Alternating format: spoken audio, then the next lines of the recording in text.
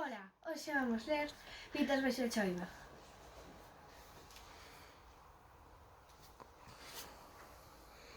Non, digades o que queirades, os galos non son agora tan fermosos como nos tempos da miña nenez.